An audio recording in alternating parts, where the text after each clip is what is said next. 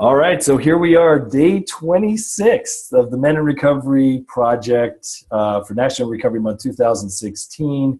And I have the real pleasure of having Dr. Kevin McCauley here with me today as one of our illustrious men in recovery to explore this idea of what does it mean to be a man in recovery. Kevin, welcome. Thank you very much. It's good to be here. It's good to be with you. Thanks so much. So, happy Recovery Month. Thank you. To you as well. Thank you. And I start every conversation the exact same way with one question. What is the greatest gift that recovery has given you to help you be the man you always knew you could be?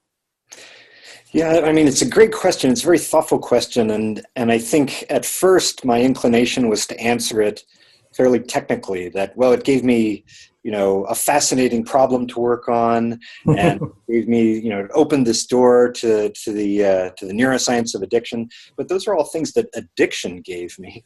They're not really things that recovery gave me. Excellent point. I remember this line. I was only a Boy Scout for like a couple years. I didn't get very far. I remember this line, and it always stayed with me from the Scout manual, which is, a Scout knows that there's strength in being gentle. And I knew from an early age that I was very sensitive. I didn't realize that if I didn't control it, or if it got out of hand, that it could kill me. And I think what recovery has given me is the ability to embrace that sensitivity, but yet have the men around me who can help me see it for what it is. To me, the fundamental, we could say that addiction is loss of control and craving and persistent use despite negative consequences, but to me, the main defect that I have as an addict is my decision-making is impaired, and I can't see it. And it's that loss of insight component that is particularly scary. And I think especially for opioid addicts, if you combine that emotional sensitivity with that loss of insight and emotional insensitivity or behavioral insensitivity, that's a deadly combination.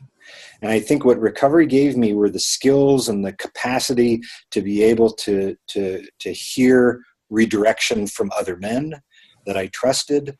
I could use them to see, what I actually looked like, what I was doing. And in that comes a degree, I think, of forgiveness and then self-forgiveness.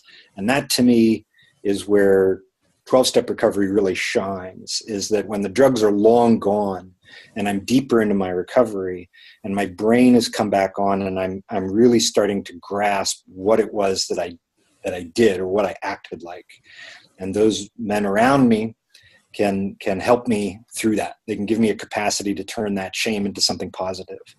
And so to retain that sensitivity, but yet to be able to use it to understand other people, to be a better healer, to be a better, friend, that to me is what recovery has really meant to me the most, because I think that otherwise that sensitivity could turn into something very dark.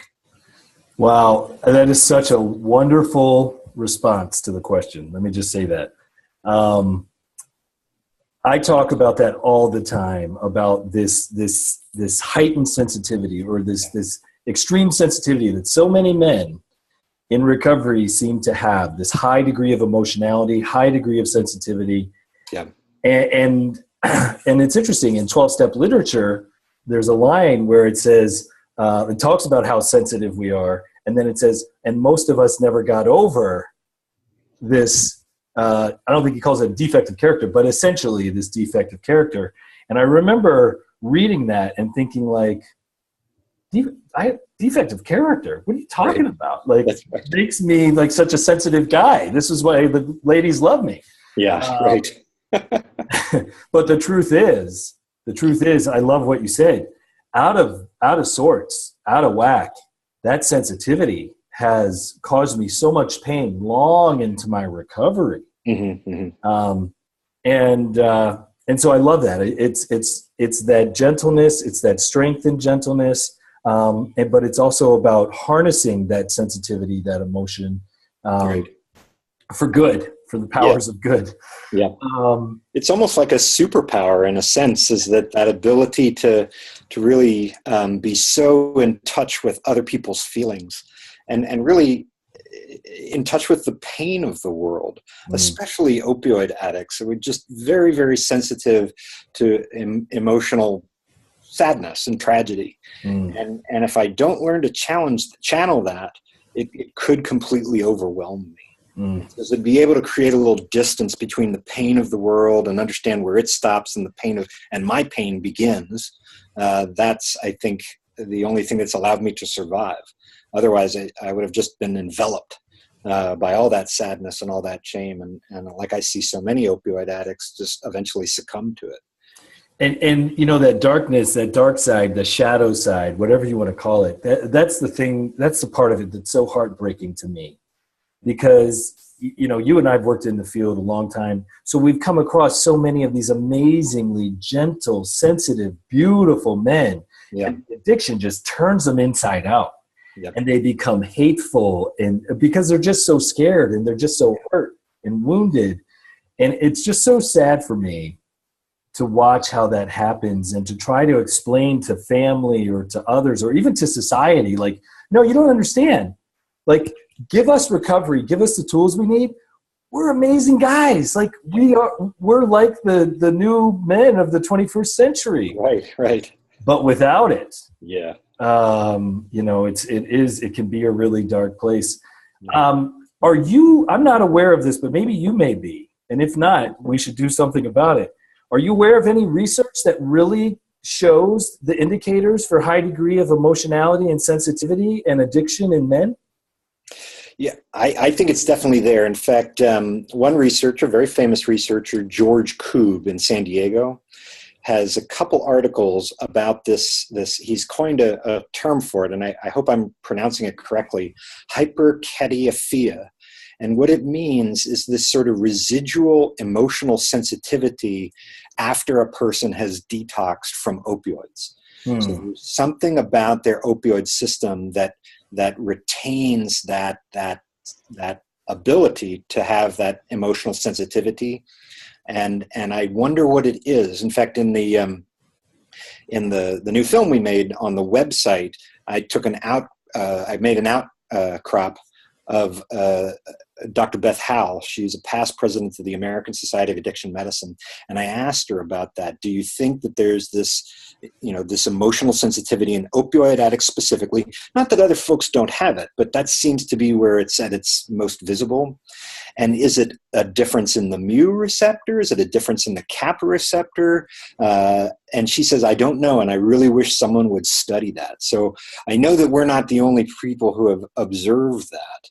And it would be nice to know, it would be very important to know, what's happening in the opioid system, and is that driving that emotionality?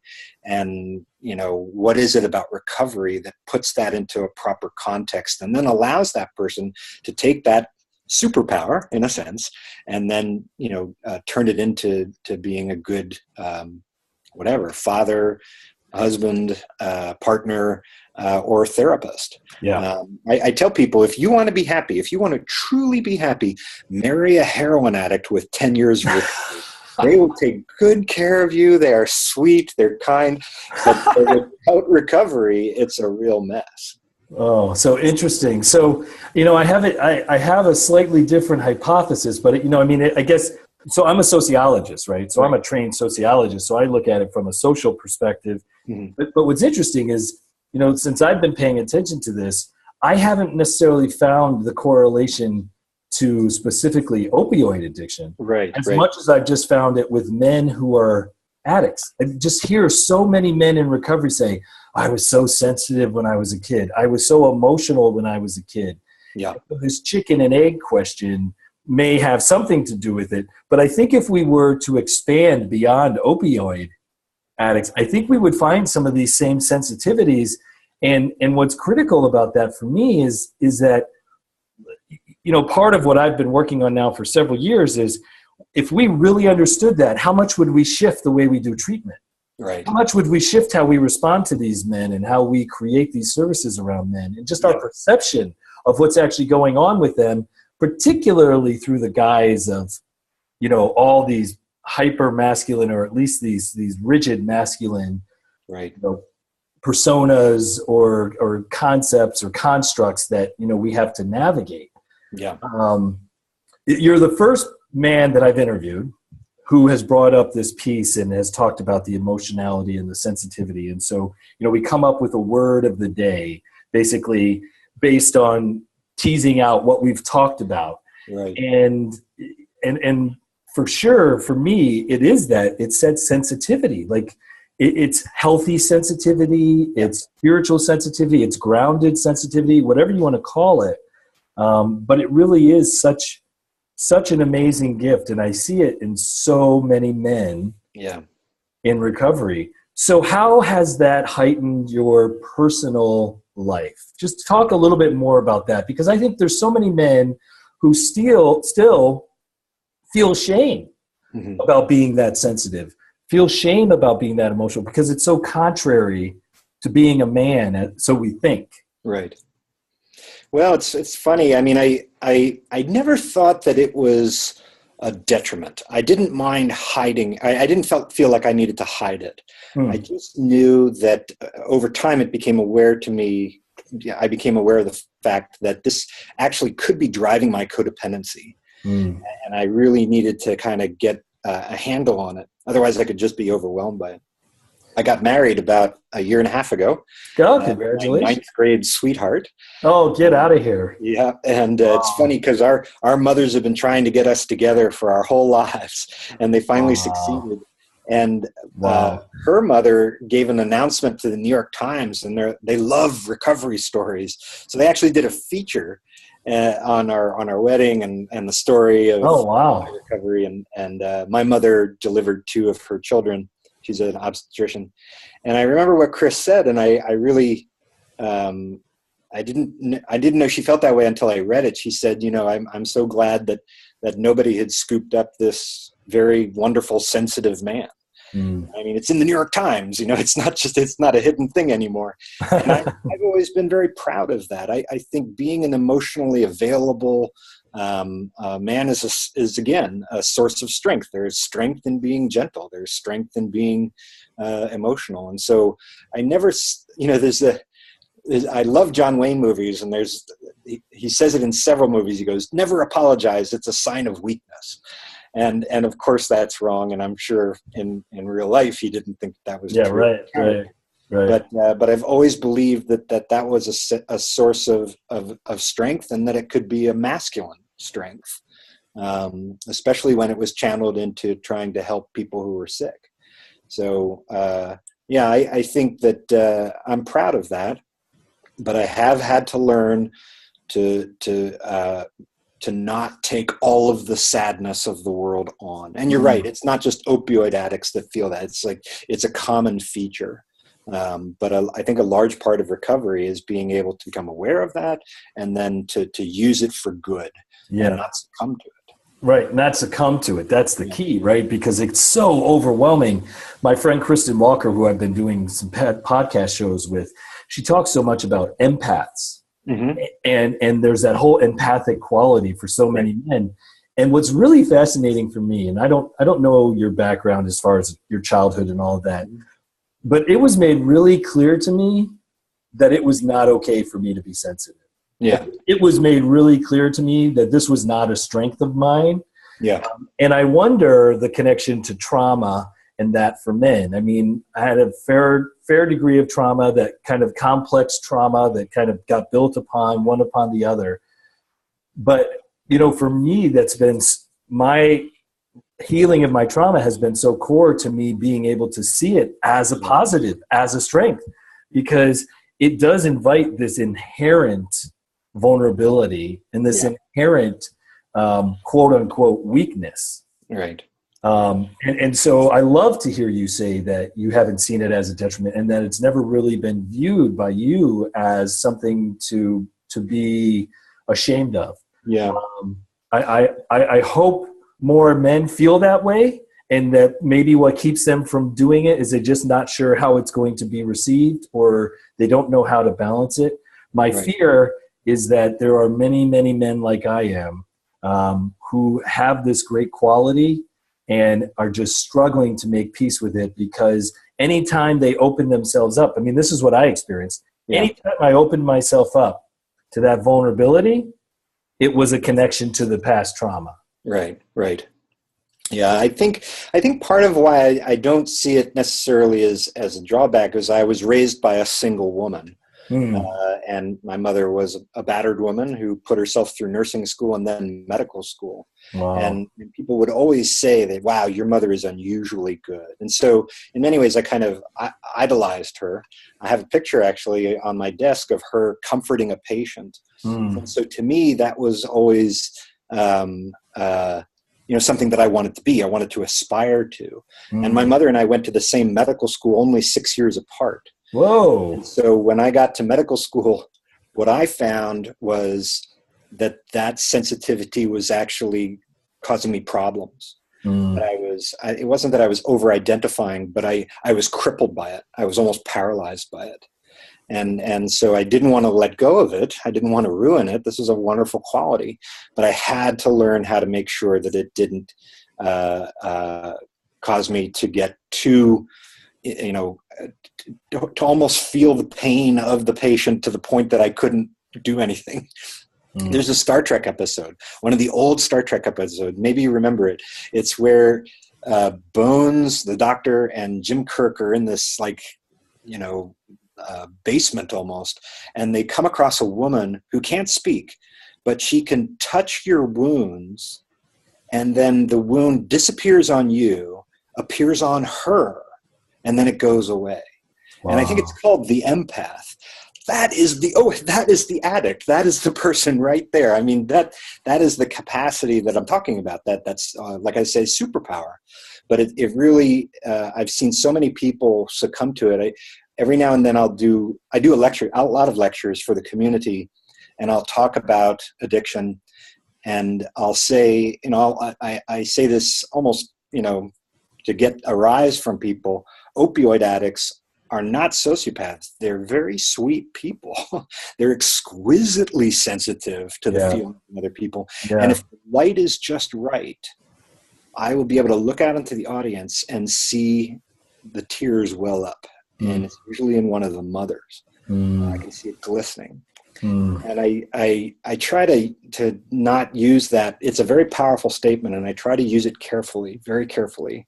I haven't done it in a while, but that's the first time anybody ever spoke about her son that way. That's usually what happened, is that she came because her son has died of a heroin overdose. Wow. And she has always known that, but no one gave that credit to her child. And I think that's why, I think, your book is just a wonderful marriage of everything that people were trying to do when I was in treatment. They were trying to bring the men's movement together with the recovery movement, and it didn't really fit very well.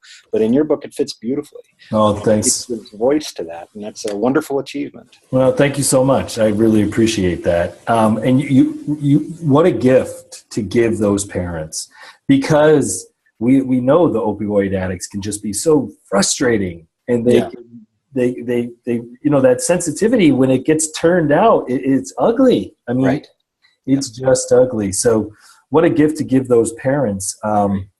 This has been such a wonderful conversation for me. So I really like for my guests to have the last word. Sure. So I just want to say that I really appreciate the direction you took this. I first heard you, and I know you're very smart, and I know you're very just so knowledgeable about the science. I mean, when I heard your presentation about the brain and about the brain addiction, I understood it better than I ever had, with very complicated and complex aspects of the receptors and the neurotransmitters and all of the aspects of the brain. I mean, you do such a wonderful job of that. And to then be able to bring this also, that, like you said, that sensitivity, that emotion, not only to your work, but to your life. What a gift. What a gift, and what a gift for a scientist to be able to marry left brain and right brain in such a wonderful way. So I just want to thank you again for being a part of this. Thank you, Dan. I hope we find a way for us to pull some of our ideas together. I think there could be a wonderful marriage of those. Yeah. And if I have you confirming it on video, it's more likely to happen. No. Sure. And again, thank you so much for your book. You have really opened up a huge door, and everybody at our Sober Living House got a copy of it. and it's really helped a lot of people, as you know, but me in particular, and I'm grateful. No, thanks so much. So in the spirit of Recovery Month, maybe with this particular topic, maybe you just want to speak specifically to some of the men out there early in their recovery who they don't see this superpower as a strength. Yeah. You know, I like I said earlier, and I think it's because there are certain areas of the brain that handle social cognition. They're broken in addiction. And so I can't see how my behavior is negatively affecting the people around me. The part of my brain that sees myself through the eyes of others is broken. And that's a very, very ugly symptom. People can do very hurtful things. But you combine that with the emotional sensitivity that we're talking about, this very, strong emotional sensitivity plus behavioral insensitivity. Those come together and they're like an explosion. They cause the person great conflict and shame and can be a crisis once a person realizes just how insensitive they've been when they think of themselves as a very sensitive person. And I think that the only thing that helps me with that is being around other men.